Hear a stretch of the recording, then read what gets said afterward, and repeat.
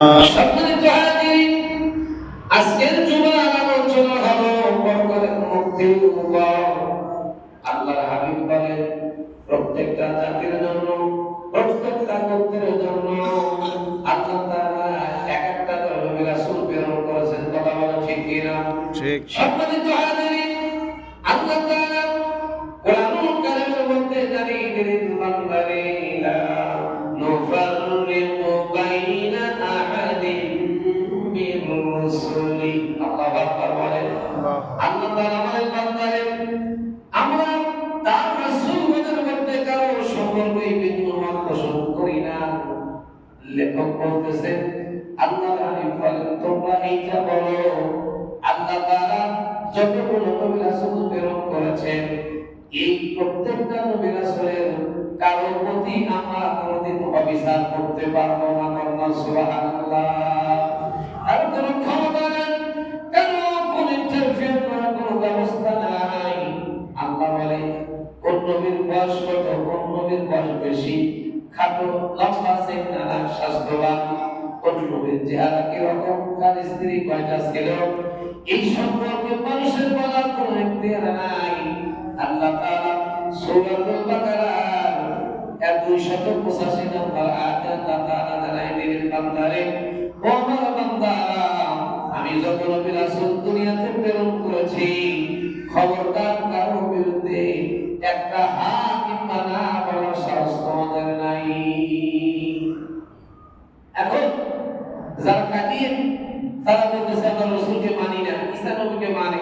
ঈসা নবী তো আগে আমার নবীর উম্মত হওয়ার জন্য, সুবহানাল্লাহ বলেন না?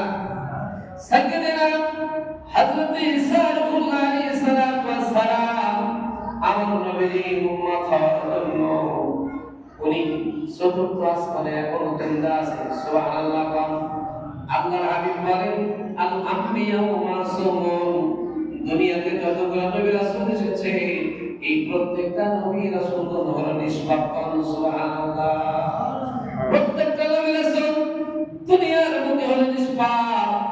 বর্তমানে গোলাম আহমদ কাদিয়ানী গ্রুপ যারা আছেন, মওদুদি গ্রুপ যারা আছেন, এরা বলেছে সাহাবীদেরও ভুল আছে, নবীদেরও ভুল ছিল। কান্না নাউযুবিল্লাহ।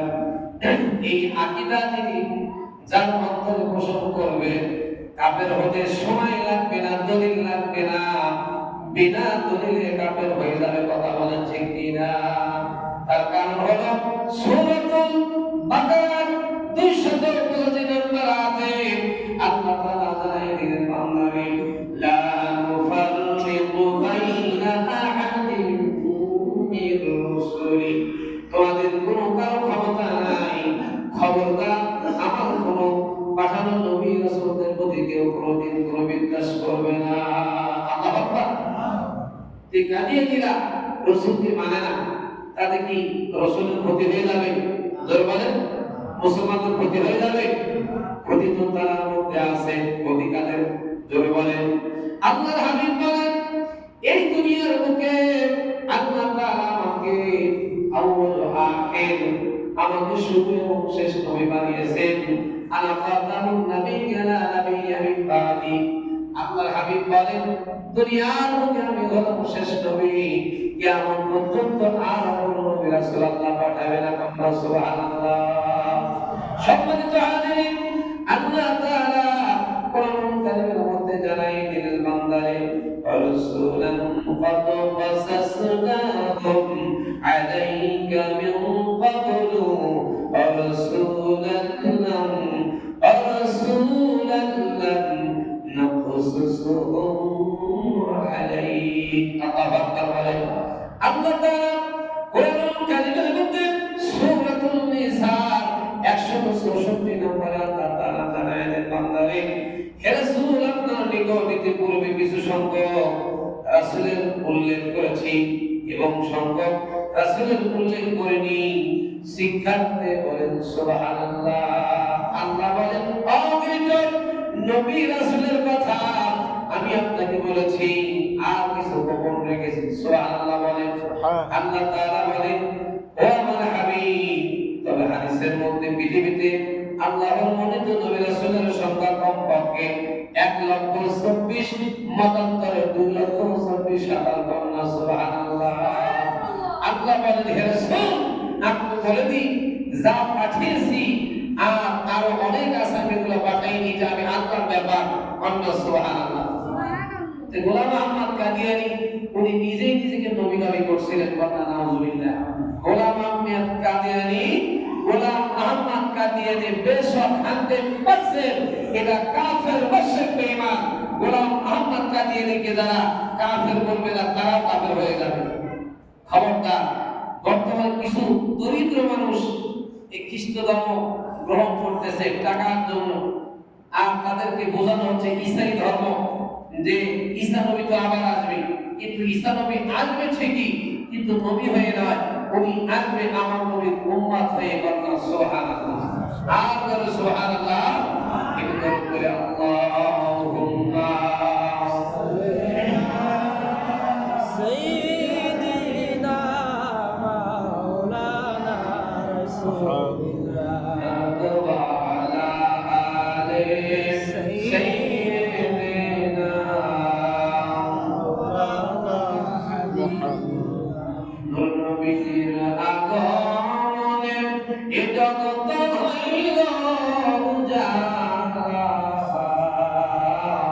নবীর উপরে দরুদ পড়ে মিটাও মনের প্রেম জ্বালা।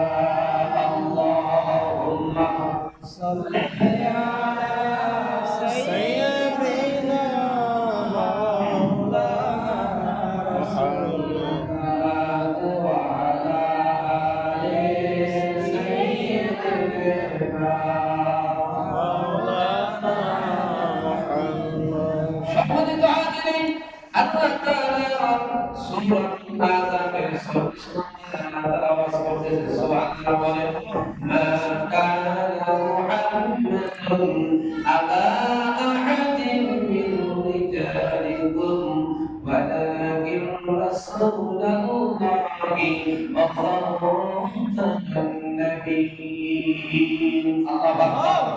আল্লাহ তাআলা কুরআন কারীমের সূরাতুল আযাবের মধ্যে আল্লাহ তাআলা বিশ্ববাসীকে জানিয়ে দিলেন আমার বান্দারা শোনো, মুহাম্মদ সাল্লাল্লাহু আলাইহি ওয়াসাল্লাম রাসূল তোমাদের মধ্যে কোনো পুরুষের পিতা নন, বরং তিনি আল্লাহর রাসূল এবং শেষ নবী।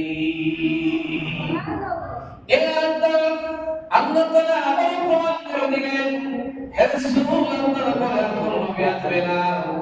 গোলাম মুহাম্মদ কেন যদি কিয়ামত পর্যন্ত যদি কেউ দাবি করে, যদি মাটির থেকে বের হয়ে দাবি করে আমি শেষ নবী, পশ্চিমকালেও সম্ভব নয়। তার কারণ হলো এই কিতাব এমন একটা কিতাব যালিকাল কিতাবু লা রাইবা ফীহি। আল্লাহ বলেন এই কিতাবের মধ্যে কোনো সন্দেহ নাই। যালিকাল কিতাবু লা রাইবা ফীহি, আর এই কিতাবটা আমি হুদাল লিল মুত্তাকিন। হে রাসূল আপনি জানায়া দেন নিঃসন্দেহে এই নির্ভরযোগ্য এই আমার বাণী ঐশীবাদী কোরআন আমি আমার মুত্তাকি বান্দাদের জন্য নাযিল করে দিলাম। যারা কোরআন মানবে, কোরআনের আয়াত মানবে, কোরআনের আইন মানবে, তারা হচ্ছে আল্লাহ পাকের মনোনীত, তারা হচ্ছে আল্লাহ পাকের মনোনীত, তারাই মুত্তাকি। যারা কোরআন মানবে, যাদের মাথায় টুপি আছে, দাড়ি আছে, কিন্তু কাদিয়ানী যারা মৌলবি, এরা কিন্তু মুত্তাকি হতে পারবে না। স্পষ্ট সূরাতুল আহজাব থেকে আমি আপনাদেরকে শোনাই দিয়েছি। আল্লাহর হাবিব বলেন হে রাসূল আপনি দুনিয়ার কোনো কারো পিতা নন, আমি আপনাকে রাসূল বিশেষ নবী হিসেবে এই দুনিয়াতে আমি আপনাকে প্রেরণ করেছি। সুবহানাল্লাহ। সম্মানিত হাজিরিন, এর দ্বারা স্পষ্ট বোঝা যায় আল্লাহর হাবিবের কোরআন নবী আসবে না, আসবে কে? জোরে বলেন আল্লাহ তাআলা আমার রাসূল বলেন লাকাদ কানা লাকুম ফি রাসূলিল্লাহি উসওয়াতুন হাসানাহ। আল্লাহু আকবার। আল্লাহর হাবিব বলেন ও আমার আল্লাহ জানাই দিলেন বাস্তবিক পক্ষে আল্লাহ রাসূলের মধ্যে রয়েছে আমাদের উত্তম আদর্শ। হে নবী আপনি জানেন উম্মত যদি নেক আমল করতে চায়, আল্লাহ করতে চায়, এগুলো যদি তার জীবনে বাস্তবায়িত করতে চায় অবশ্যই লাকাদ কানা লাকুম ফি রাসূলিল্লাহি উসওয়াতুন হাসানাহ আপনারা দর্শক আপনার সুন্নাহ হবে তার জন্য মডেল সুবহানাল্লাহ। আমাদের সমাজে মানুষের এত মডেল হয়ে গেছে নামাজের মধ্যে এরকম হাত পাতে আছে কিনা? আছে কিনা? দুই মাস ধরে দাঁড়ায় আমি বলে মানুষের কান্না ফাটিয়ে দেয় এবং তোমরা এরাই হলো ফান্দাবাজ। হানাফি মাযহাবের মধ্যে এগুলো নাই কিনা বলেন ঠিক কিনা? তুমি হানাফি হওয়ার পর সেই মাযহাব তুমি মানো, তার কারণ হলো হযরত ইমাম আযম ঈসা ইমামের যিনি হেডমাস্টার তার নাম হলো হানাফি ইমামুল আযম সুবহানাল্লাহ। এতবে ইমাম আযম আবু হানিফা রাহমাতুল্লাহ আলাইহি আল্লাহর ছিলেন যিনি 1 2 40 বছর উনি ঈশা দিয়ে ফরজ নামাজ পড়েছেন সুবহানাল্লাহ। আর তুমি কাকুল্লাহ যদি একবার যদি তুমি ঘুমায় যাও দুনিয়ার সব শব্দ তোমার কানে মানবার কথা বলো ঠিক কিনা? তোমার পবিত্র না হলে নামাজ পড়া যায় না, মসজিদে আসা যায় না। ইমামুল আযম একমাত্র নয়, আমাদের মাযহাবের ইমাম জামানার ইসলাম মাযহাবের বড় ইমাম উনি ঈশা দিয়ে বাবা 40 বছর ফজর নামাজ পড়েছে সুবহানাল্লাহ। এই ইমামকে তার ভালো লাগে না, তার কপাল করা কথা বলে না কেন? ইমামুল আযম তার ভালো লাগে না, বুঝতে হবে ওটা দিকে জানি ওটা হলো সূরাতুল কলমের 13 নম্বর আয়াত। আল্লাহর হাবিব বলেছেন যারা রাসূলের ইন্তেজার করবে তারা জন্মের মধ্যে ভালো আছে কথা বলে ঠিক কথা বলে ঠিক কি না? আমরা করতে চাই আল্লাহর হাবিবকে যারা মানে না, রাসূলকে যারা শেষ করে মানে না, তাদের কপাল পোড়া, তারা মুশরিক হয়ে গেছে, কাফের হয়ে গেছে। খবরদার, এরা দাওয়াত দিলে কিন্তু দাওয়াত খাওয়া যাবে না। বাংলাদেশে সুনামধন্য একটা কোম্পানি, প্রাণ কোম্পানি, আপনারা নাম শুনেছেন, ম্যাক্সিমাম নতুন প্রাণের খাবার খান। খবরদার, এই প্রাণ কোম্পানির মালিক ইনি কিন্তু কাটিয়ে কাফের হয়ে গেল। এরা নামাজ পড়ে কিন্তু কাফের নামাজ পড়ে নাই কথা বলতে পারছে কিনা? এইগুলো অনেক বিষয় আছে, এগুলো দেখে শুনে চলতে হবে। আল্লাহ তাআলা আমাদের সকলকে এই কাদিয়ানি মওদুদি ফিতনাবাজ থেকে আমাদের সুন্নি মুসলমানদেরকে আল্লাহ পাক যেন হেফাজত করে সকল করুন আমিন আমাদের উপর আমিন। আর আল্লাহর কাছে দোয়া করে আল্লাহ পাক যেন আল্লাহর হাবিব বলছেন যারা ইসলামী রাষ্ট্র চালাবে তাদেরকে প্রথম নাম্বার তাদের নামাজ হতে হবে। যে যেটা নামাজ পড়বে না তার বিচার মানা যাবে কি? যে যেটা নিজেই নামাজ পড়ে না তার বিচার কেমন করতে পারবে? হযরত ওমর ফারুক রাদিয়াল্লাহু তাআলা আনহু উনি এমন এক বিচারক ছিলেন খুবই কঠিন। কাজে রাষ্ট্রের কাজের জন্য উনি মোমবাতি জ্বালিয়ে উনি কাজ করতেছেন।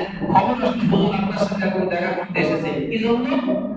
তো হযরত ওমর রাদিয়াল্লাহু তাআলা আনহু বললেন, ভাই আপনি কি জন্য এসেছেন? বলে আপনার সাথে দরকার জন্য। সাথে সাথে বাতিটা নিভাই দিয়েছে। কথা সুবহানাল্লাহ। এই ব্যক্তি হলো আমিরুল মুমিনিন। ওই ব্যক্তির খুব কামসারা হয়ে গেছে, না জানি কি অবস্থা হয়ে যায়, বাতিকে নক করে দিল।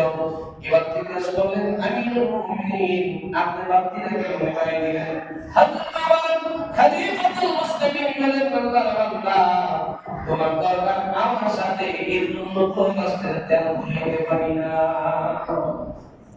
আর আমাদের দেশের পার্লামেন্টে যারা যায় কথা বলেন না কেন? 100 কোটি 200 কোটি 500 কোটি একটা অনেক আছে কিনা? কারণ যে যেটা করবে তার কর্ম সেটাই থাকবে। যে যে পাপ করবে আল্লাহ পাক তাআলা আমরা দোয়া করব এই দেশে যারা ভালো চায়, এই দেশের দেশপ্রেম হুকুল ওয়াতান আল্লাহর হাবিব বলেন দেশপ্রেমটা হলো ঈমানের অঙ্গ। বলনা সুবহানাল্লাহ। এই দেশের যারা ভালো চায়, দেশের জনগণের যারা ভালো চায়, কোরআন সুন্নাহ যারা বাস্তবায়িত করতে যায় পার্লামেন্টে, মদিনার ইসলাম যারা বাস্তবায়িত করতে চায়, আমরা দেখতে চাই আল্লাহ পাক তাদেরকে সম্মানের চেয়ারে বসায় দেয় সকল। আমিন। আলহামদুলিল্লাহি রাব্বিল আলামিন। আসসালামু আলাইকুম ওয়া রাহমাতুল্লাহি ওয়া বারাকাতুহু। সকলে সুবহানাল্লাহ।